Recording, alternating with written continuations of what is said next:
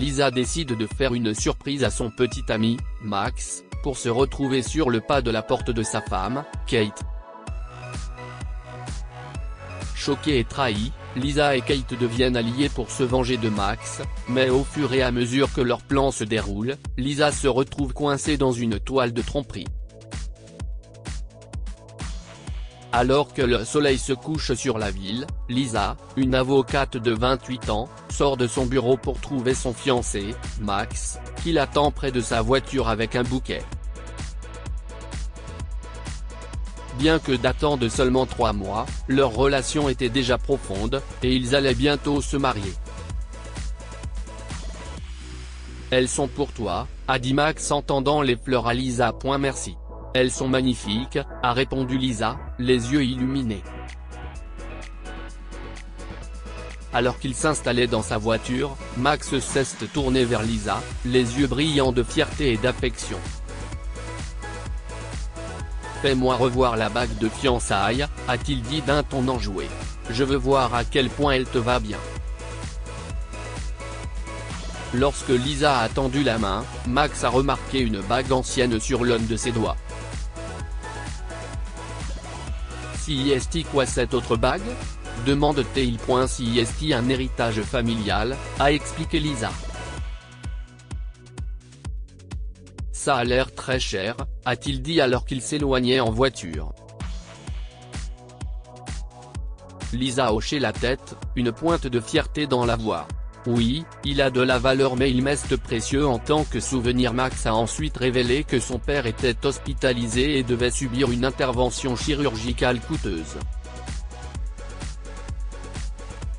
Il a avoué que ses fonds étaient bloqués dans une start-up, ce qui l'empêchait de payer l'opération.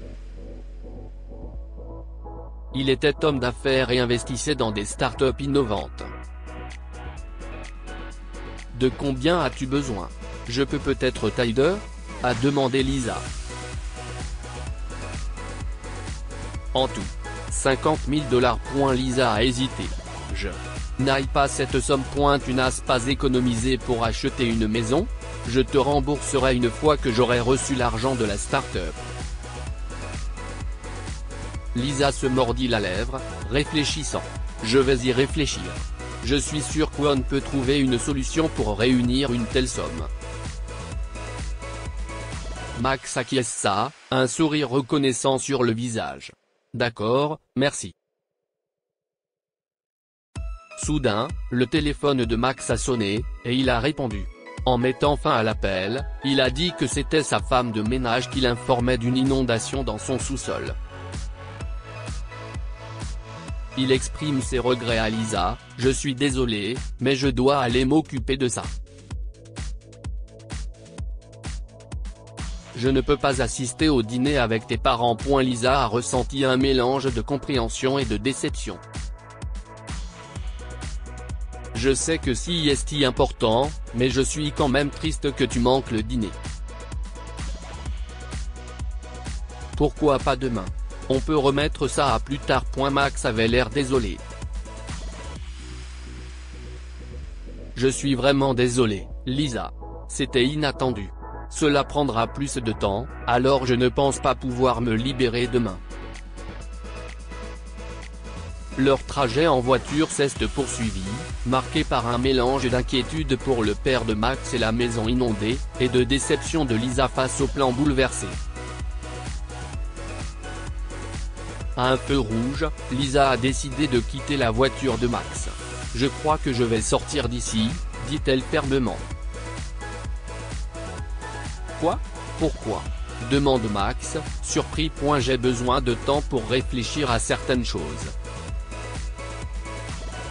« Tu dois t'occuper de ta maison », a répondu Lisa en sortant dans la ville animée.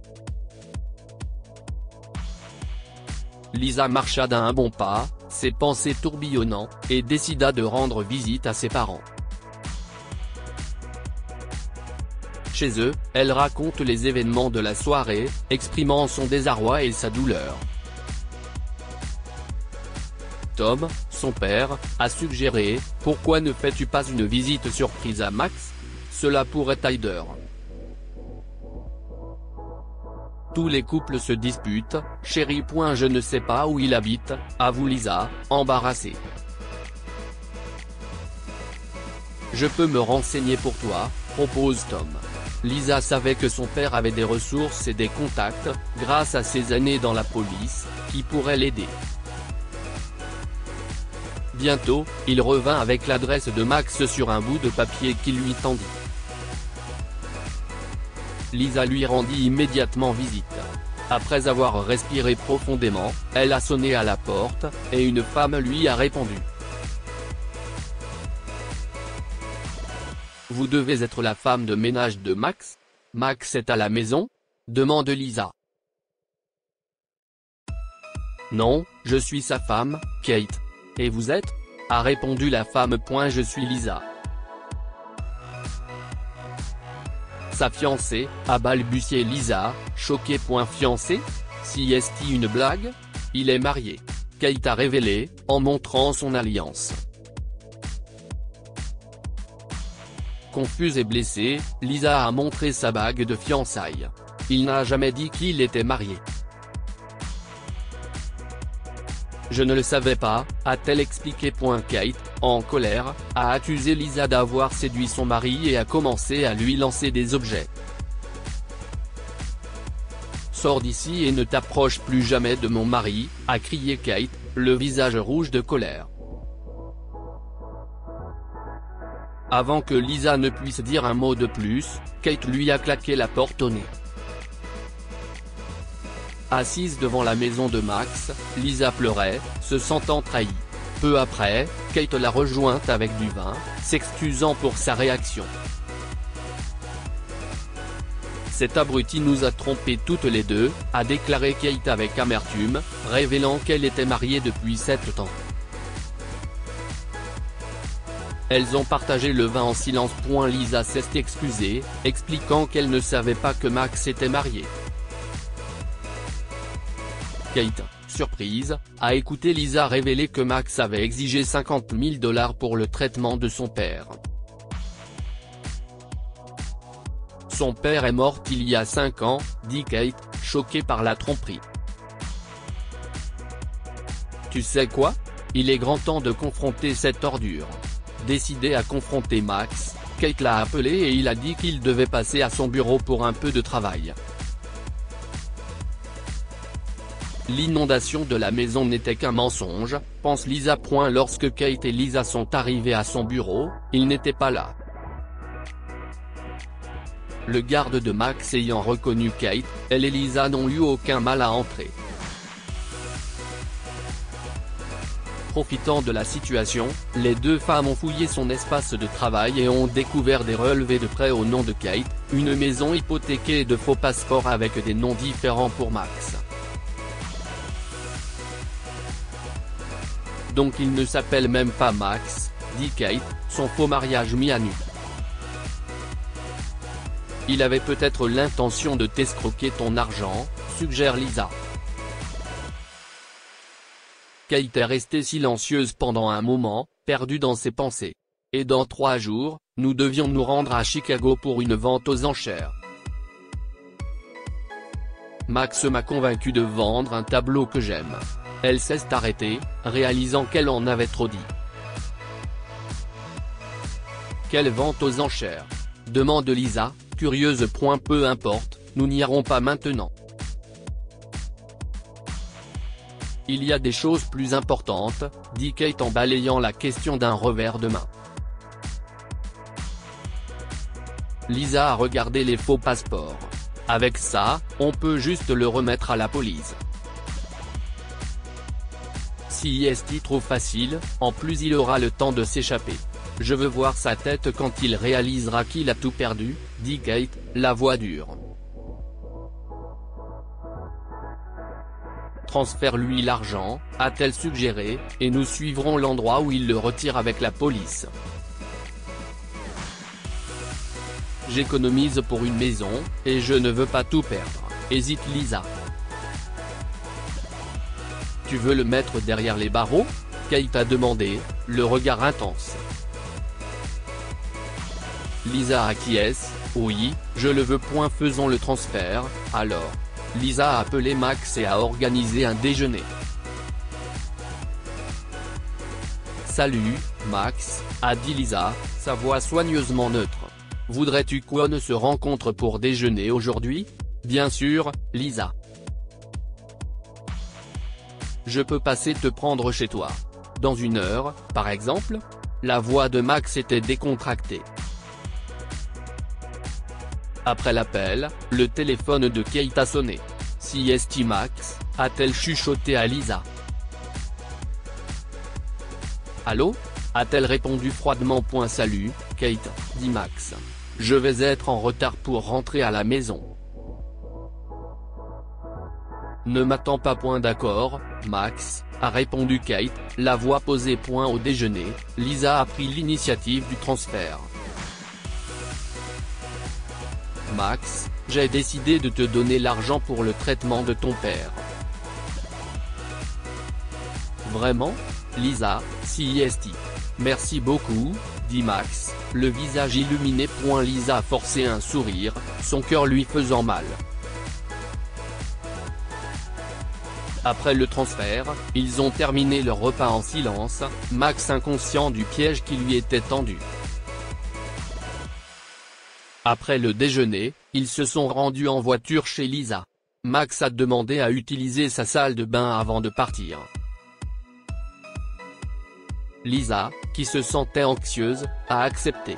Après son départ, elle a appelé Kate mais n'a pas obtenu de réponse. Sentant que quelque chose n'allait pas, Lisa s'est rendue à la maison de Kate et Max, mais elle l'a trouvée étrangement vide. CST alors qu'elle a réalisé qu'ils s'étaient enfuis ensemble. Paniquée, Lisa appelle son père. Papa, je me suis fait arnaquer. Max et Kate ont pris toutes mes économies et se sont enfuis, a expliqué Lisa à Tom. Oh, Lisa, je suis vraiment désolé d'entendre ça, a répondu Tom, inquiet. Sais-tu où ils ont pu aller? Non, papa. CST comme s'il s'était volatilisé, a dit Lisa, bouleversée.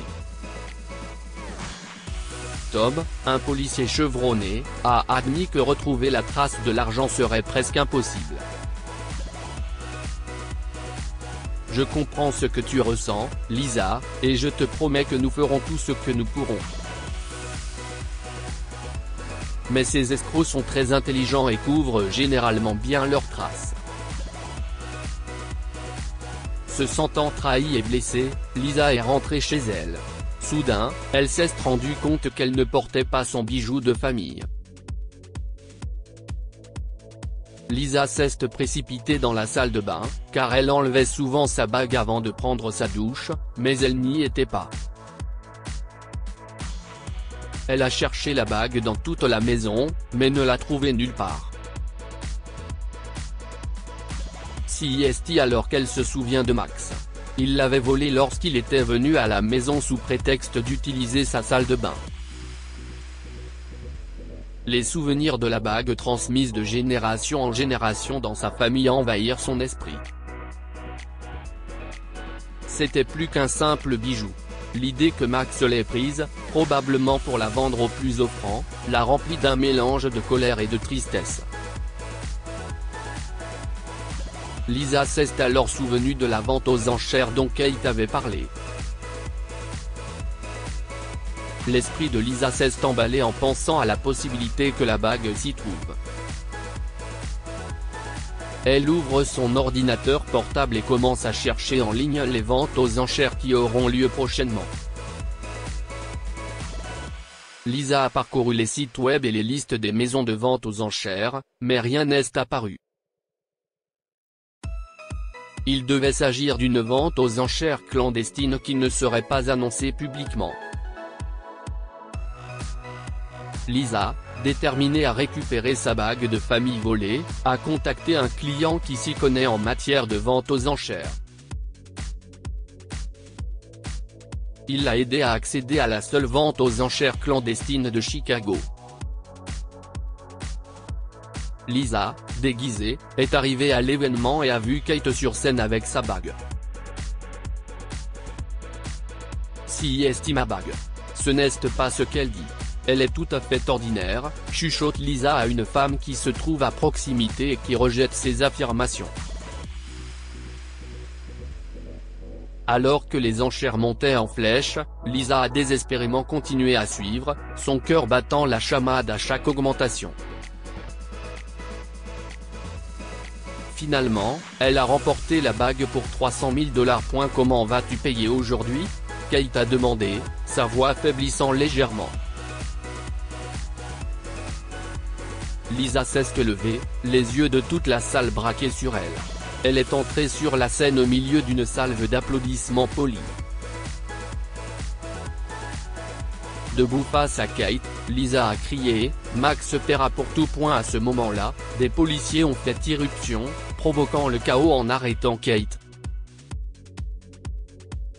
Lisa regarde, avec un mélange de satisfaction et de tristesse, son ancien ami se faire menotter.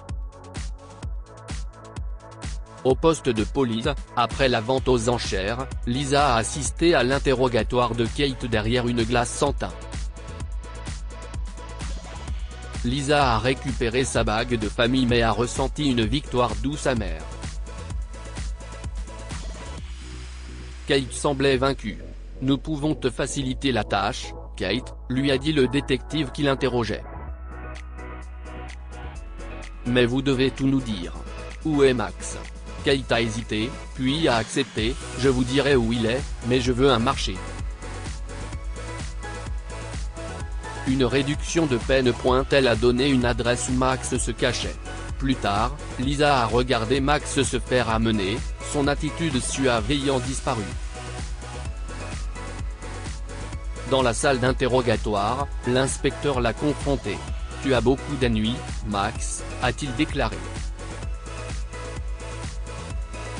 Fraude, vol, usurpation d'identité. Kate nous a tout raconté. Max, réalisant sa situation, a pris un air vaincu.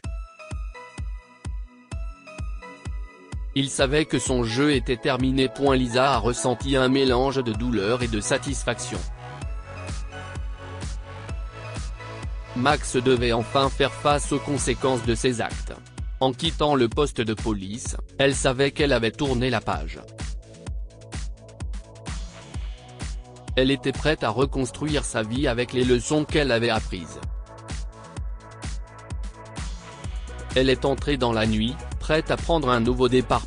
Dites-nous ce que vous pensez de cette histoire et partagez-la avec vos amis. Elle pourrait égayer leur journée et les inspirer. Lire aussi, mon père a laissé tout son héritage à mon frère, je n'ai reçu que 50 $ et une lettre.